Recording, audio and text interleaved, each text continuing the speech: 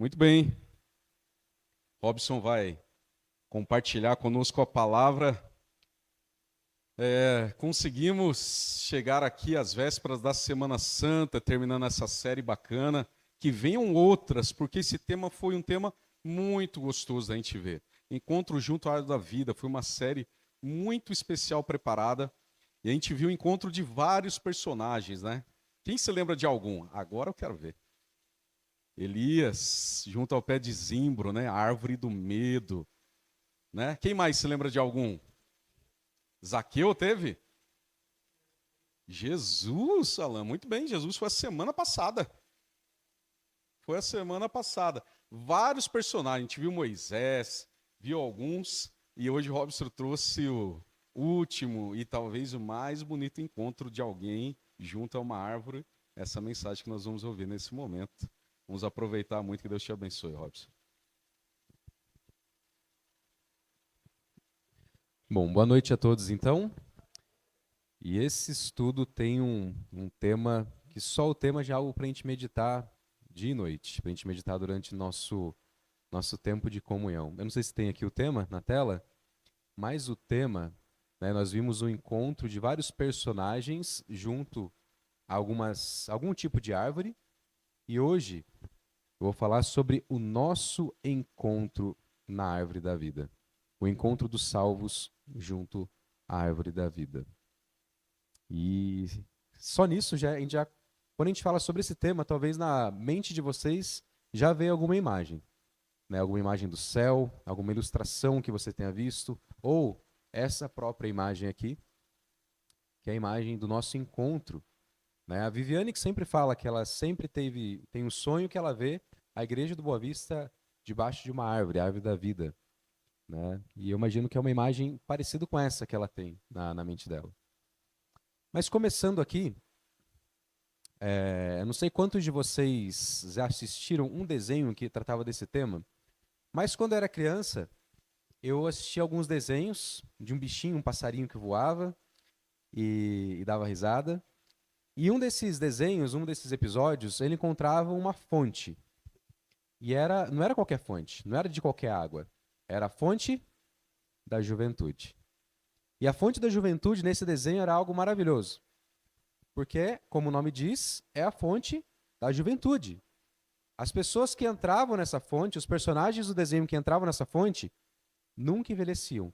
Ou, se eles eram velhos, idosos, eles pulavam na fonte, e aquela barbona grande, branca, sumia e voltava a ser um jovem. Né? A fonte da juventude, ela prometia isso. Uma juventude eterna e uma morte que nunca vinha. Além de ser uma fonte da juventude, também era uma fonte da vida eterna. Uma pessoa sempre jovem, sempre saudável, curava toda a doença. E na mente de uma criança, aquilo é maravilhoso, né?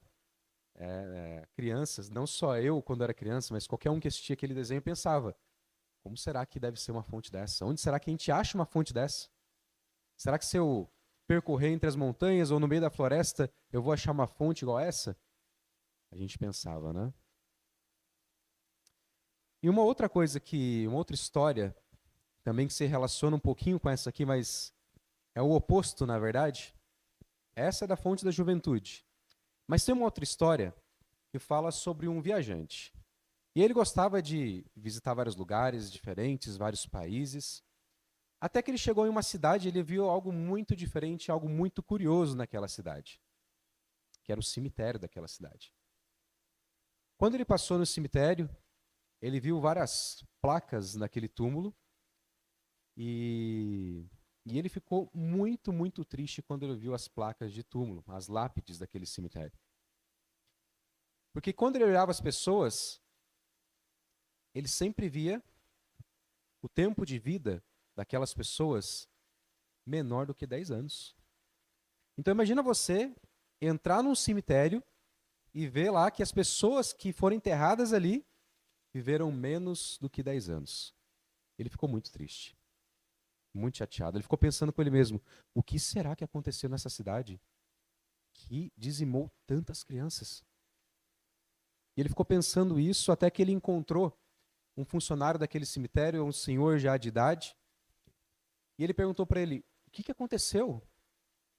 Que coisa mais terrível que aconteceu nessa cidade que acabou com tantas crianças? Aí o senhor olhou para ele assim, sem entender direito o que ele estava dizendo. Mas por que você está me perguntando isso?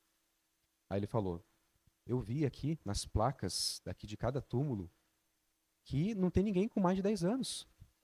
Aí o senhor olhou para ele assim, pensou e disse: é que aqui na nossa cidade, neste cemitério, a gente tem uma tradição muito antiga. A partir do momento que a criança cresce e começa a ter consciência, a gente dá um caderninho para essa criança. E nesse caderninho, ela anota para o resto da vida toda coisa feliz que acontecer com ela. Então, a criança ganhou um presente, ganhou um brinquedo, ela anota aquilo lá e por quanto tempo que ela ficou feliz com aquele brinquedo. A criança vai crescer, vai conseguir um namorado ou uma namorada, e ele vai anotar lá por quanto tempo que aquilo deixou ela feliz. Depois ela vai conseguir um emprego, vai anotar quanto tempo aquilo deixou ela feliz, vai receber uma boa notícia e por quanto tempo que essa notícia deixou ela feliz. E no final da vida, quando as pessoas vão ser sepultadas, eles pegam esse caderninho, somam todos os períodos ali de felicidade da pessoa e aí colocam naquele túmulo. Porque para eles não se importava o tempo de vida de uma pessoa, mas o que importava é o tempo que a pessoa realmente viveu naquela cidade. O tempo realmente que aquela pessoa foi feliz. E é engraçado que é isso realmente que importa. Na nossa vida, o que realmente importa é o tempo que a gente viveu, é o tempo que nós somos felizes. E é por isso que a Bíblia é maravilhosa e a mensagem da Bíblia é maravilhosa. Porque ela promete para nós não só uma vida eterna, mas uma vida eterna de felicidade. Imagina vocês terem uma vida eterna do mesmo jeito que a gente tem hoje. Talvez não valesse muito a pena, né? Mas a Bíblia promete para nós uma vida eterna, mas não é só isso. Uma vida de eterna felicidade. Quando Adão e Eva pecaram, eles foram impedidos de se aproximar, de ficar lá perto da árvore da vida. E a promessa que a Bíblia nos dá é de poder ter acesso novamente a essa árvore, a árvore da vida. A árvore que restaura todas as coisas. Essa árvore simboliza e representa Jesus. E hoje nós vamos ver aqui alguns pontos que nós precisamos fazer, nós precisamos viver, nós precisamos sentir para poder chegar perto dessa árvore. Convido vocês a mais uma vez a gente fazer uma oração para que o Espírito Santo nos ilumine através da Bíblia. Oremos. Querido Deus, nosso bom Pai que habita nos altos céus, mais uma vez, Senhor, como já foi pedido aqui outras vezes, nós te pedimos que envie teu Santo Espírito neste momento de maneira poderosa nesta igreja, Senhor, para que ilumine a todos nós, para que essa mensagem possa ser uma mensagem que traga esperança para os nossos corações e também, se necessário, traga mudanças na nossa vida, Senhor. Seja conosco e também com aquelas pessoas que assistem essa mensagem também pela internet. Em nome de Jesus, amém. Bom, em 1 João 5, verso 12, diz uma passagem muito interessante. Vou esperar vocês encontrarem.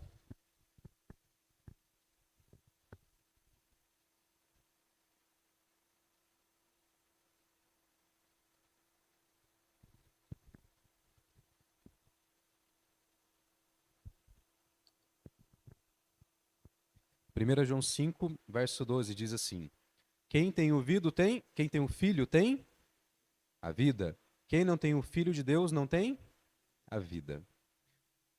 O primeiro ponto, e o mais importante aqui, é que para que a gente possa se assentar com Jesus lá na árvore da vida, nós precisamos nos assentar com Jesus quando? Agora, hoje. Hoje. O primeiro ponto, então, que nós precisamos saber é para nos assentarmos com Jesus diariamente na árvore da vida, nós precisamos nos assentar com Jesus diariamente na velha terra, que é essa terra que nós estamos hoje. Nós queremos estar com Ele na nova terra. Mas para estar com ele na nova terra, tem que estar com ele na velha terra, a terra em que estamos hoje. Irmãos, Davi é um personagem que a gente gosta de estudar muito. Até aquelas pessoas que não são da igreja, que não estão no meio evangélico ou no meio crente, eles conhecem Davi. Alguma coisa de Davi eles sabem. Pelo menos que Davi derrotou Golias, né? Mas para nós que estudamos e conhecemos um pouco mais a história de Davi, a história de Davi tem muitos erros, né? Davi, ele foi um símbolo de alguém que era muito próximo de Deus, mas também para nós é um símbolo de alguém que superou os erros que teve na vida. Mas mesmo com todos os erros, com todos os pecados que ele cometeu, Davi é alguém que sempre ouviu a voz do Espírito Santo e ele aprendeu a andar diariamente com Deus. Nós vemos, né, Davi é quem mais compôs os salmos da Bíblia. A maior parte dos salmos foi Davi que compôs. E nesses salmos de Davi, tem vários salmos dele relacionados ao reinado, que era a profissão dele. Davi era o rei. O que Davi estava dizendo ali? Que ele cantava durante o trabalho. Ele estava no trabalho dele, estava reinando e ele estava ali adorando a Deus em oração. Ele estava dizendo que Deus acompanhava ele no trabalho dele. Também tem salmos de Davi dos momentos em que ele estava na guerra. Né? Ele cantava que o Senhor guerreava por ele, o Senhor era a bandeira dele. Então, até mesmo nos momentos de guerra, em que ele estava atacando ali, era Deus que estava com ele. Deus que estava à frente daquela batalha. E tem vários salmos de Davi também, em que ele compôs os salmos no momento em que ele estava sendo perseguido.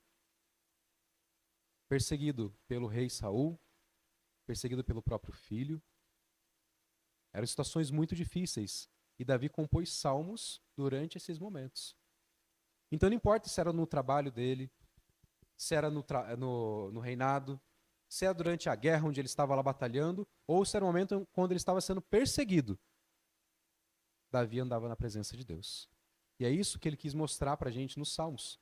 Porque tem salmos em todas essas situações. Não importa o que ele estivesse passando, ele estava andando na presença de Deus. E ele tinha essa ciência de que estava na presença de Deus. O Espírito Santo só pode trabalhar no nosso coração quando nós estamos conscientes da presença de Deus na nossa vida. Uma das coisas que já aconteceu comigo, pode ser que tenha acontecido com vocês também, é você só ter lampejos de consciência espiritual durante o dia. O que isso significa? Pode ser que aconteça com você que durante o seu dia, você só lembra que Deus está perto de você de manhãzinha quando você abre a Bíblia ou a sua lição da escola sabatina e estuda. Aí você fecha a sua Bíblia e você esquece que Deus está perto de você. Você esquece que você está na presença de Deus. Aí quando você vai almoçar, você faz uma oração ali na hora do almoço e é mais um lampejo da presença de Deus que você tem na sua vida. Você sente que Deus está ali com você naquele momento. E aí quando você termina a sua oração, começa a comer, parece que não tem mais aquela presença de Deus que tinha no momento da oração. Esse é um perigo que nós vivemos no nosso dia a dia. É interessante que Enoque, a Bíblia diz que ele andava com Deus de tal maneira que Deus falou, Enoque, agora é a hora, você anda muito comigo, vem ficar mais perto de mim. Não faz sentido a gente ficar tão longe. Onde você está sentindo aqui minha presença, você está falando comigo. Né? Então nós não podemos ter só um lampejo da presença de Deus ou alguns lampejos da presença de Deus durante o dia. Nós precisamos ser como Enoque. Nós precisamos ser como Davi. Não importa onde você esteja. Se é no seu trabalho, se é na sua casa, se é na sua rotina, se é no seu momento de aflição, se é no seu momento de glória. Você precisa sentir a presença de Deus ao seu lado. Sabe por quê? Nós nos modificamos de acordo com a pessoa que está do nosso lado. Vocês sabiam disso? Vê uma criança, né, meu filho estava aqui, agora já não está mais. Ah, está aqui. Vê uma criança do lado da mãe e do pai e vê uma criança longe do pai e da mãe. É a mesma criança? Não. Agora eu vou falar para vocês, ver um adulto do lado do pai e da mãe e longe do pai e da mãe, é a mesma pessoa? Também não. Ver uma pessoa do lado do chefe e longe do chefe, é a mesma pessoa? Nós nos modificamos conforme a pessoa que está do nosso lado. A nossa vida é assim. Na semana passada eu estava fazendo um teste. Eu trabalho em casa. E uma das dicas que as pessoas falam para você trabalhar em casa e se concentrar melhor é você vestir uma roupa do trabalho mesmo estando em casa. Eu nunca fazia isso, né? Semana passada eu fiz isso todos os dias e mudou completamente minha forma de trabalhar, por causa da roupa que eu estava vestindo. Então a maneira com que nós nos vestimos e principalmente a pessoa que está do nosso lado muda quem nós somos. Você quer companhia melhor para você do que Jesus, para estar do seu lado o dia todo? É por isso que nós não podemos ter lampejos da presença de Deus. Nós precisamos sentir a presença de Deus em todos os momentos do nosso dia a dia, para que Ele mude quem nós somos, para que fiquemos mais parecidos com Jesus. Ou para que simplesmente tenhamos vontade de fazer aquilo que Jesus nos ensinou. Muitas pessoas caem no pecado por deixar de perceber que Deus estava com eles naquele momento. Nós esquecemos que Deus está conosco, por isso, muitas vezes caímos no pecado. E como que nós podemos fazer para nos lembrar de que Deus está conosco em todo momento? Agora são algumas dicas para vocês e para mim também. Lembrarmos da presença de Deus em todo momento na nossa vida. Uma dica muito importante. Fale com Jesus em voz alta. Às vezes nós só fazemos oração silenciosa, mas aqui é uma dica muito importante. Fale com Jesus em voz alta. Eu já fiz isso e funciona mesmo. Porque quando você fala em Jesus com voz alta, você realmente materializa a presença de Jesus do seu lado e é como se você estivesse falando uma pessoa que você está vendo ali do seu lado. Então, primeira dica, fale com Jesus em voz alta. Tá bom? Segunda dica, fale com Jesus no plural. Quando você está com um amigo do seu lado e você quer ir almoçar, como que você fala? Você simplesmente sai e vai almoçar? Você fala assim, ó, vamos lá almoçar? Não é assim? Ah, tô indo ali, vamos lá comigo? Então, quando você quiser sentir melhor a presença de Jesus na sua vida, fale no plural. Fala assim, ó, Senhor, vamos viajar? Senhor, vamos comigo lá no mercado fazer compras? Senhor, vamos comigo no trabalho que o Senhor me deu? Senhor, vamos falar com meu filho? Me dê as palavras certas para falar com meu filho. Fale com Deus, fale com Jesus no plural, como se ele estivesse ali do seu lado mesmo. Um outro ponto importante. Quem aqui não gosta de música? Música é algo que é muito bom para nós, né? Nós gostamos muito. E outra dica é, ouça músicas durante o dia que te façam pensar em Deus. Isso é algo muito simples, mas é algo que ajuda muito mesmo. No momento que você está, às vezes... Eu faço isso. Às vezes estou num momento angustiado ou um momento estressado, você põe uma música que te faz pensar em Deus, muda completamente o seu sentimento daquele momento. Então, se você tem a opção de escolher música que não fala de Deus e música que fala de Deus, se você quer se aproximar de Deus, qual música você vai escolher? A música que fala de Deus. Outro ponto importante também, que essa era uma das principais estratégias de Jesus. Leia a Bíblia e decore passagens bíblicas. Quando Jesus passava por momentos de aflição ali, o que ele usava para se defender? Passagens da Bíblia. Quando Jesus queria ensinar alguma coisa para alguém, o que ele usava? Passagens da Bíblia. E quando você quer ensinar alguma coisa de Deus para alguém, se você não souber nada da Bíblia na sua cabeça, fica mais difícil. Mas se você falar assim para alguém, olha, a Bíblia diz lá em Levíticos 11, procura aí, pode abrir na sua Bíblia. Ou abre aí no seu celular, na Bíblia no seu celular, lá em Levíticos 11, que fala sobre a forma que Deus pede para a gente nos alimentarmos. Olha que poder que vai ter a sua palavra. Né? E no momento da aflição também. Se você saber passagens bíblicas, isso vai te ajudar muito. E outro ponto importante, outra dica importante, convide Jesus para lhe acompanhar, a discipular algum amigo e conduzi-lo a Cristo. Quando Jesus nos deu a grande comissão, lá de Mateus, capítulo 28, que fala assim, ide pregar o evangelho, ele não fez isso porque ele queria que a gente espalhasse a mensagem dele. Quer dizer, ele fez isso por isso também, mas principalmente para que a gente o tempo todo tivesse contato com a palavra de Deus ensinando para alguém. Aqueles que já deram estudo bíblico, que já ensinaram a Bíblia para alguém, sabem que é você que é o maior beneficiado por isso. É você que se aproxima mais de Deus. Então, uma outra dica é ensine a Bíblia para alguém, acompanhado de Jesus que está ali do seu lado. Um outro ponto importante também, que nós precisamos fazer para estar lá no nosso encontro junto à árvore da vida, é confessar os nossos pecados e, o mais importante, estar disposto a abandonar esses pecados. Ontem, o pastor contou pra gente aqui uma história daquela mulher que foi apanhada em adultério, vocês lembram, né? Estava cercada de um monte de homens furiosos com pedras na mão, eles querendo apedrejar aquela mulher, só esperando ali a aprovação de Jesus. E Jesus resolveu aquele problema, ele escreveu lá na areia, falou para aqueles homens ficarem à vontade se eles não tivessem nenhum pecado. E quando aquela mulher viu que não estava mais se sentindo culpada, o que Jesus falou para ela? Vá e faça o quê? Não peques mais. Então, um dos pontos importantes é confessar seus pecados e estar disposto a abandoná-los. Fazer esforço para abandoná-los. É isso que está escrito aqui. Eu queria agora ler com vocês uma passagem que está lá em Apocalipse 22, verso 14.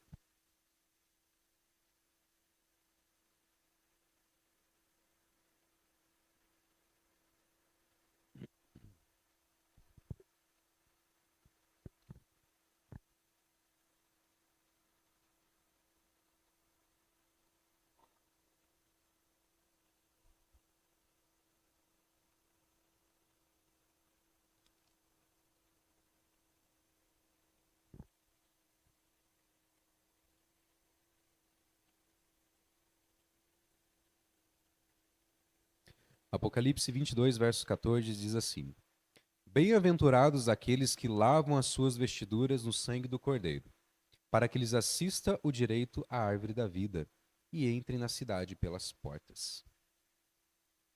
Olha só que interessante. Quando a gente fala de pecados, de abandonar pecados, muitas pessoas têm a tendência de achar que se você pecar, já era. Né? Imagina só que você já pecou, já fez alguma coisa de errada, e agora você já sabe que é aquilo. Jesus falou para você abandonar seus pecados. Vai e não peques mais. Infelizmente, você foi e pecou de novo. Né? Mas aqui em Apocalipse fala uma coisa que é muito importante para nós. Que fala que nós precisamos lavar as nossas vestes no sangue do Cordeiro. É o sangue do Cordeiro que perdoa os nossos pecados. E é ele também que nos dá forças para não pecar mais. Você não pode tornar a sua vida mais pura, mas Jesus pode. Você não pode tornar a sua vida mais santa, mas Jesus pode. E você não pode apagar o seu passado. Tudo aquilo que você fez de errado continua sendo errado e nada pode apagar. O salário do pecado é a morte. Você não pode apagar o seu passado, mas Jesus pode. Jesus pode apagar o seu passado. A sua vida, irmão e irmã, pode ter sido um trapo de imundícia. Talvez você tenha feito coisas terríveis. Mas Jesus pode tornar a sua vida pura, a sua vida santa. O sangue de Jesus é o único meio que pode limpar as nossas vidas. Mas para que as suas vestes, que estão sujas pelo pecado, possam ser limpas, você precisa levar as suas roupas até a lavanderia. Né? As roupas não se lavam sozinhas. E não é você que lava as suas roupas. Aqui. Pelo menos aqui não. Lá em casa é a gente que lava a roupa, né? Mas as nossas vestes espirituais não são lavadas por nós. Todas aquelas pessoas que querem lavar por si mesmas as suas vestes espirituais sofrem muito. Porque que elas vão lutar a vida inteira para isso e não vão conseguir. Para que você possa lavar as suas vestes espirituais, você precisa levar as suas vestes para a lavanderia.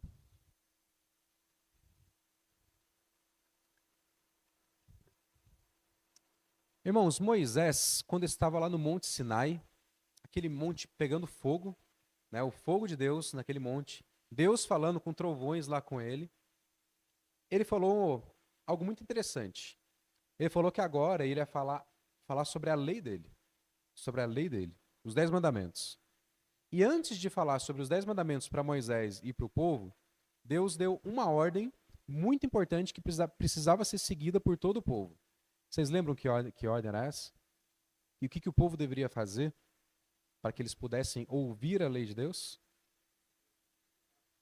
Santificar. Santificar, muito bem. Só que tinha uma coisa que eles precisavam fazer para simbolizar também essa santificação. Antes de ouvir a lei de Deus. Vamos ver? Está lá em Êxodo capítulo 19, verso 10.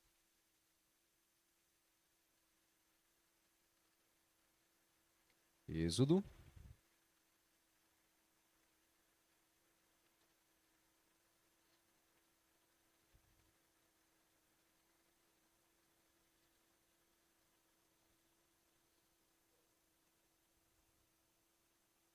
Êxodo capítulo 19, verso 10, que diz assim: Disse também o Senhor a Moisés: Vai ao povo e purifica-o hoje e amanhã. E olha só o que ele pediu para eles fazerem: lavem eles as suas vestes. No verso 14 diz assim: Moisés, tendo descido do monte ao povo, consagrou o povo e eles lavaram as suas vestes. O que aquilo representava? A mesma coisa que a gente viu aqui em Apocalipse. Ninguém podia entrar na presença de Deus com roupas sujas. Aquilo era abominável. As roupas deles precisavam estar puras para ouvir a lei. Olha só que interessante. O que veio primeiro, a lei ou a lavagem das vestes deles? Primeiro veio as vestes. Eles só puderam ouvir e entender a lei se eles estivessem com as vestes limpas, com as vestes puras. Muitas vezes nós queremos falar sobre a lei com as vestes sujas. Não é esse o caminho. Precisamos primeiro lavar as vestes do sangue do Cordeiro, para aí sim ter forças, ter a presença de Jesus ao nosso lado para que possamos cumprir a lei. E é isso que Jesus ensinou na parábola das bodas, quando o rei disse para os servos: Ide pelos caminhos e convidai bons e maus para a festa. O único requisito era colocar as vestes, que eram oferecidas antes de entrar. Né? Então ele falou: vai lá e convida qualquer pessoa. Pode convidar. Mas tem uma coisa: eles têm que usar essas vestes aqui. Eu não quero saber quem é a pessoa, mas eu quero saber das vestes. Tem que estar com essas vestes. Então, para que possamos estar lá junto à árvore da vida, precisamos purificar e lavar as nossas vestes. Apocalipse 22, verso 14, né? E Apocalipse 7, também, verso 14, ele diz assim: E ele disse-me: Estes são os que vieram da grande tribulação e lavaram as suas vestes e as branquearam no sangue do Cordeiro. Diz assim: Bem-aventurados que lavam as suas vestiduras para que tenham direito a se chegarem à árvore da vida, para que entrem pelas portas da cidade. Irmãos, nós precisamos lavar as nossas vestes no sangue do Cordeiro diariamente. Diariamente. Todos os dias. Você não pode dormir, colocar a sua cabeça no travesseiro, sem ter certeza que você lavou as suas vestes no sangue do Cordeiro daquele dia. Do mesmo jeito que você não pode dormir sem escovar os dentes, é algo muito desagradável, muito desconfortável, você também não pode se sentir confortável dormindo sem ter certeza que você lavou as suas vestes no sangue do Cordeiro. É isso que todo cristão tem que fazer.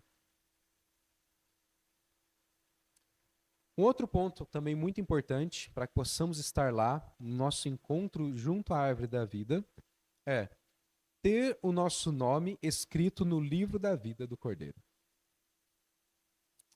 Está lá em Apocalipse 21, verso 27. A gente vai ler também esse verso. Apocalipse 21, 27.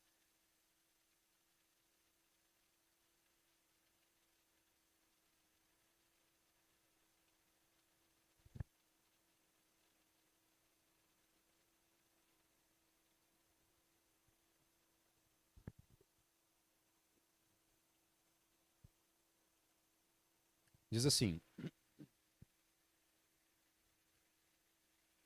Nela nunca jamais penetrará coisa alguma contaminada, nem o que pratica abominação e mentira, mas somente os escritos no livro da vida do Cordeiro.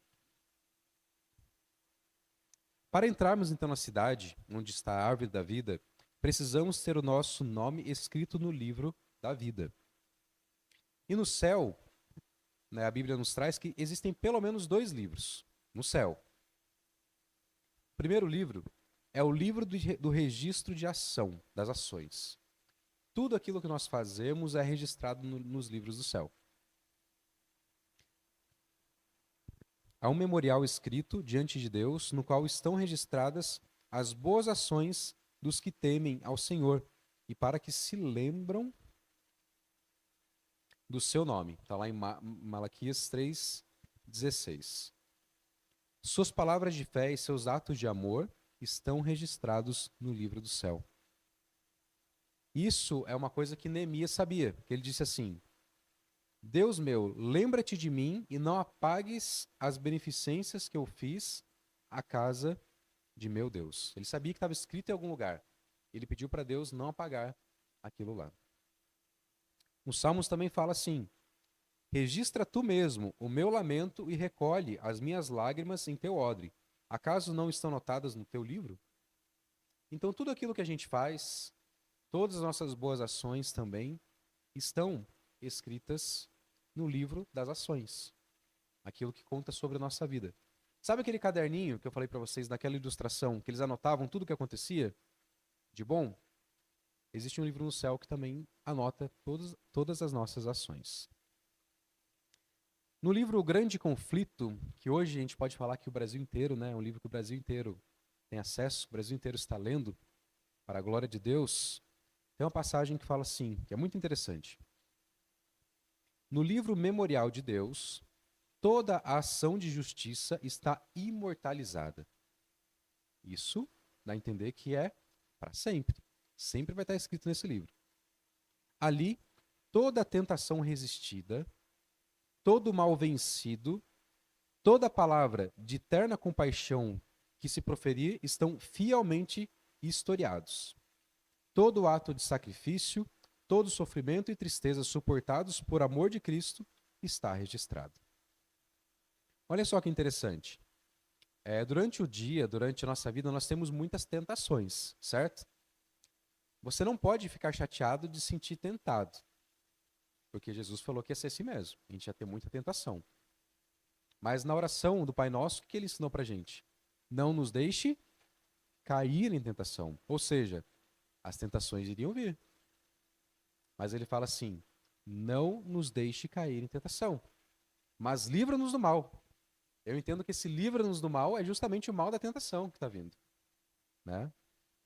E aqui diz que toda tentação que vem e você resiste àquela tentação, é algo digno de ser escrito nesse livro como uma vitória que você teve no seu dia.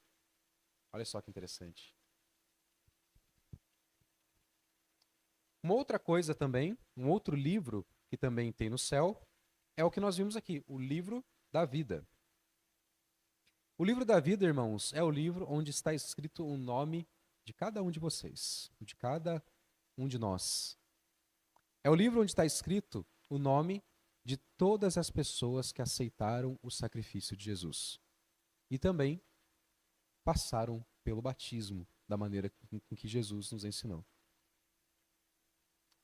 É o nome que está escrito lá, são o nome de todos aqueles que aceitaram a justiça de Cristo e abandonaram tudo que era impuro, vergonhoso e tudo que desonrava o nosso Criador.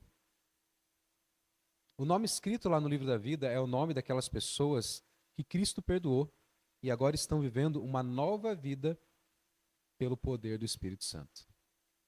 É o nome dessa pessoa que está escrito no livro da vida.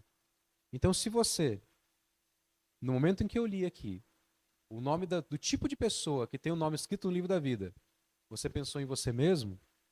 Bem-aventurado é você, porque o seu nome está escrito no livro da vida. Eu espero que todos vocês tenham pensado nisso. Porque por mais que nós tenhamos pecado, por mais que nós tenhamos falhas, Nós somos pessoas que aceitam Jesus Cristo na nossa vida. E nada pode tirar isso de nós.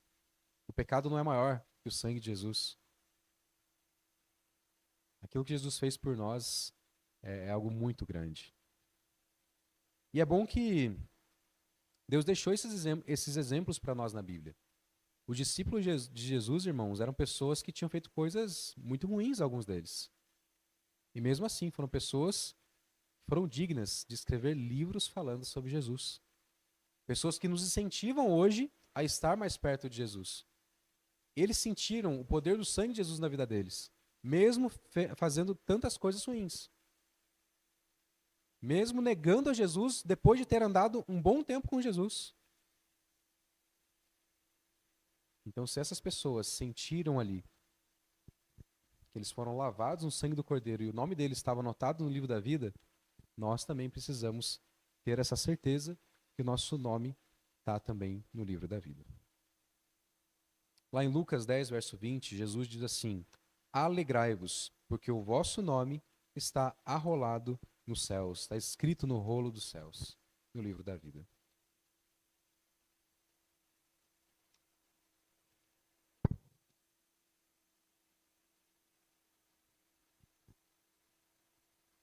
Jesus também diz em Apocalipse, através de João, que haverá um reconhecimento a todos aqueles que já o reconheceram na terra. Então, se na sua vida, aqui na terra, durante a sua vida aqui, você reconhece a Jesus, lá no céu, ele também vai te reconhecer. Ele vai te dar reconhecimento. Talvez aqui na vida você não tenha reconhecimento de ninguém. Ninguém reconhece as coisas que você faz, né? Seu marido não reconhece seu sacrifício em casa, ou sua esposa não reconhece seu sacrifício como marido, ou seu chefe não te reconhece. Mas aqui diz que se você trazer reconhecimento a Jesus durante a sua vida, ele também vai te reconhecer lá na nova terra. Diz assim, Apocalipse 3, verso 5. O vencedor será igualmente vestido de branco. Jamais apagarei o seu nome do livro da vida, mas o reconhecerei diante do meu Pai e dos seus anjos. Imagina só, diante de Deus, diante de todos aqueles anjos, você se aproximando agora com aquelas vestes brancas e puras, e Jesus falando assim: esse é o meu servo. Esse é aquele que aceitou meu sacrifício. Esse é digno de entrar por esses portais de pérola. Imagina só, que reconhecimento nós vamos ter. Então, irmãos, para que você tenha seu nome escrito no livro da vida, nós precisamos de 5 pontos. Crer em Jesus como seu único salvador pessoal, aceitar e viver com ele para sempre. Não é só aceitar Jesus durante o batismo. Não é só aceitar Jesus quando entra lá no tanque. É aceitar e viver com Jesus para sempre. Porque isso é prazeroso, viver com Jesus. É sentir que Jesus está ali do seu lado o tempo todo, conversar com Jesus, igual a gente já falou. Você também precisa se arrepender de toda obra do mal na sua vida. Irmãos, pecar é algo que nós vamos fazer para sempre. Pelo menos enquanto estivermos nessa terra. Mas você não pode ter prazer no pecado. Se você pecar e aquilo não te chatear, não te trazer tristeza, é o momento que você tem que se preocupar com aquele pecado. O pecado na vida do cristão é algo que tem que trazer profunda tristeza. Você tem que ficar muito chateado quando você peca. Porque aí o Espírito Santo está trabalhando na sua vida e está te mostrando que aquilo realmente é um pecado. E aquilo é grave. E o salário daquilo é a morte. E não é a sua morte, é a morte de Jesus na cruz, com coroa de espinho na cabeça. Esse é o peso do pecado. É isso que o pecado faz. Então, você tem que se arrepender de toda obra do mal na sua vida. Uma frase que eu ouvi uma vez, que eu achei muito interessante, é assim: eu não posso ter simpatia por aquilo que matou o meu Cristo. O que matou Jesus foi o pecado. Você não pode ter simpatia pelo pecado. Outro ponto que você precisa fazer, então, é ser batizado no batismo bíblico, da mesma forma que Jesus se batizou. E permanecer como um discípulo, levando outros para Cristo. Tudo que Jesus ensinou, tudo que a gente já sabe. São esses pontos que precisamos fazer para ter nosso livro escrito no livro da vida. Irmãos, a salvação não é algo para o futuro. Né? Quantas vezes a gente já fala assim, nossa, no futuro, quando Deus me salvar, quando Deus fez, né, Jesus voltar e me buscar, eu vou ter salvação. Salvação não é para o futuro. A salvação é uma realidade que pode ser vivida hoje. Amém. Muitas pessoas, que isso não aconteça com nenhum de nós, nenhum de vocês, mas muitas pessoas vivem tristes sem saber se estão salvas ou não. Imagina que angústia você passar a sua vida inteira na igreja e sem ter o pensamento de estar salvo ou não. Imagina você passar a sua vida toda lendo a Bíblia e vindo na igreja e ter medo da volta de Jesus. Todos aqueles que aceitam Jesus como seu Salvador precisam ter a certeza de que estão salvos. O sangue de Jesus tem poder para nos salvar. E a salvação é algo que a gente alcança hoje. Você não pode ter dúvidas. Se você está duvidando, você está desmerecendo daquilo que Jesus fez por você. Então todo cristão tem que ter certeza que está salvo. A salvação é algo que Deus fez para nós hoje. Hoje você precisa saber que você está salvo.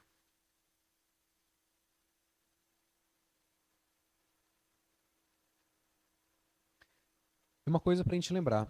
A salvação ou direito à árvore da vida não é um evento futuro. Você pode começar a experimentar o fruto da vida eterna. Jesus é essa vida.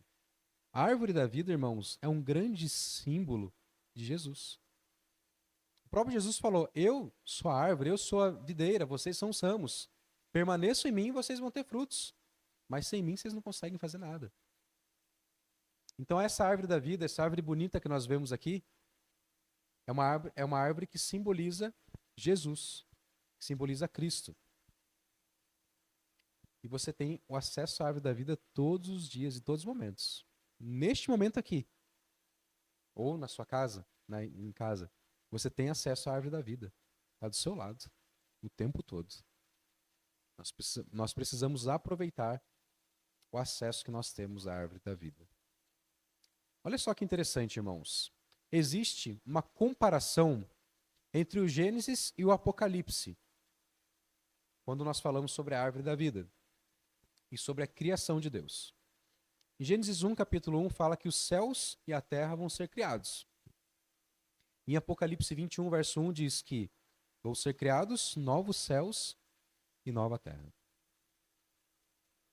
Gênesis 1, verso 16, diz que o sol foi criado. Em Apocalipse 21, verso 23, diz que o sol não é mais necessário, porque a glória de Deus vai iluminar tudo. Gênesis 1, verso 5 diz que a noite é criada. Foi tarde e manhã, a noite é criada. Mas lá em Apocalipse 22, verso 5, diz que não haverá noite. Gênesis 1, verso 10, fala ali sobre o terceiro dia da criação, quando o mar é criado, as águas são separadas da terra, o mar é criado. Em Apocalipse 21, verso 1, diz que o mar já não existe. Gênesis 3, verso 14, a maldição por conta do pecado é anunciada para a humanidade. Em Apocalipse 22, verso 3, diz que não existe mais maldição para sempre. Gênesis 3, verso 19, diz que a morte, a partir daquele momento, entrou no mundo. Apocalipse 21, verso 4, diz que não haverá mais morte.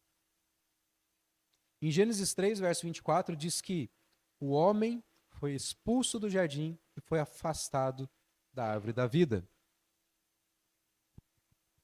Em Apocalipse 22, verso 14, diz que o homem é restaurado ao paraíso junto à árvore da vida. Em Gênesis 3, verso 17, começa ali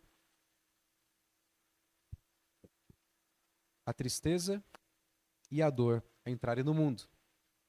O homem ia trabalhar, mas ia ter espinhos lá, que iam atrapalhar o trabalho dele, ele ia sentir dor, sofrimento. Em Apocalipse 21, verso 4, diz que nunca mais haverá lágrimas e nem dor.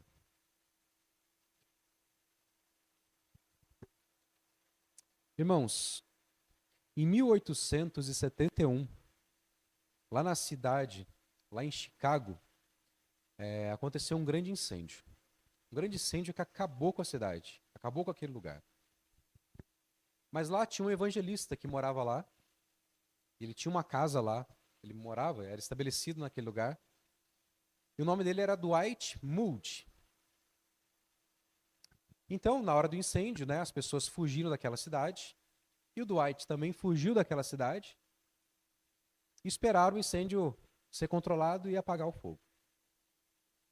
Depois que tudo foi controlado, não tinha mais nenhum risco para eles, eles voltaram para a cidade e o Dwight voltou também, para ver o que tinha restado da casa dele, para ver o que ele conseguia aproveitar da casa dele. E um amigo dele que passava do lado lá, falou com ele assim: olha, Dwight, eu tô voltando lá do bairro e me falaram que você perdeu tudo. Você não tem mais nada. A sua casa acabou, pegou fogo, foi completamente destruída. Então o Moody olhou para ele assim: não, você entendeu errado. Você entendeu errado, não foi assim que aconteceu. Aquilo que restou de tudo que eu tenho ainda é muito maior do que aquilo que você viu ali. Aí o amigo do Dwight falou assim: como assim? Está escondendo aí? Eu não sabia que você era tão rico assim.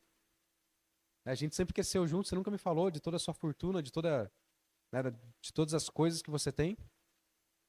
Então Dwight, ele abriu a Bíblia, lá em Apocalipse 21, verso 7, e leu para o amigo dele. Em Apocalipse 21, verso 7 diz assim: o vencedor herdará todas as coisas, e eu serei seu Deus, e ele será meu filho. Toda a herança que o Dwight queria, todos os bens que ele queria, era essa herança. A herança de ser chamado filho de Deus e Deus ser chamado de pai por toda a eternidade. Essa promessa que está lá em Apocalipse. Irmãos, nós que vivemos nesse mundo, nós lutamos e batalhamos para conquistar coisas aqui nesse mundo. Mas nós não podemos depender dessas coisas para a nossa felicidade, para a nossa confiança, para o nosso alicerce. Se o Dwight tivesse como alicerce todas essas coisas dele que foram destruídas, a vida dele tinha acabado. Hoje, muitas pessoas, elas perdem a paciência com a vida. Elas se matam, porque o alicerce delas acabou. Mas o alicerce delas era uma casa construída na areia, não era uma casa construída na rocha. Nós precisamos construir a nossa casa na rocha. E é por isso que essa esperança dessa árvore tem que estar viva no nosso coração todos os dias. Porque nessa vida nós vamos ter muitas aflições. Nós vamos ter doenças. Você pode perder emprego, você pode perder tudo. Mas isso aqui, irmãos, ninguém pode tirar de você. Ninguém pode tirar a sua salvação. A única maneira de você e eu marcarmos o encontro junto à árvore da vida, a única maneira é você marcar um encontro todos os dias com Jesus, que é a vida verdadeira. O único jeito de marcar um encontro na árvore da vida. Se você hoje enfrenta doenças físicas, emocionais, ou alguma coisa que te traz dor, lembre-se que essa árvore aqui, a promessa de que essa árvore aqui, as folhas dela vão ser cura para a humanidade. Então não importa o que você passe, as folhas dessa árvore que representa Jesus Cristo na nossa vida vão ser a cura para as nações, para você, para que você nunca mais sofra tudo aquilo que você sofreu até agora. Ela cura as nações. Não haverá mais doenças e nem a amargura do pecado não vai existir também. Hoje Deus está te convidando para aceitá-lo. Deus está te convidando para abandonar essa vida sem frutos que você está levando. Se você está vários anos na igreja, vários anos seguindo a Jesus e não está produzindo frutos, talvez você não esteja realmente ali conectado à videira. E quando você está conectado na videira, você produz frutos. Deus está chamando você para ficar debaixo da sombra dessa árvore e esconder sua vida do passado e aproveitar a vida futura que Deus tem para você. Entregue a sua vida a Jesus, irmãos. Se precisar, tome a decisão pelo batismo diário na sua vida. Se você já é batizado, tome essa decisão diariamente na sua vida. Lembre-se de tudo aquilo que você falou aqui na frente da igreja, todos aqueles votos que você fez, e faça mais uma vez com Deus todos aqueles votos. Tome uma decisão de batismo diário. E você que já passou, né, pelo batismo das águas, tome uma decisão diária de ser batizado pelo Espírito Santo na sua vida. Isso vai fazer muita diferença para que você nunca desconfie, nunca deixe de lembrar de que você está salvo hoje, porque você lavou suas vestes no sangue do Cordeiro. Tenha seu nome escrito no livro da vida e tenha direito à árvore da vida, a árvore da vida eterna. E com esse pensamento, quero convidar vocês para nós cantarmos um hino que vai falar um pouquinho disso, de tudo que falamos aqui, sobre essa vida futura que Deus promete para nós, mas também fala da vida presente que Deus nos oferece.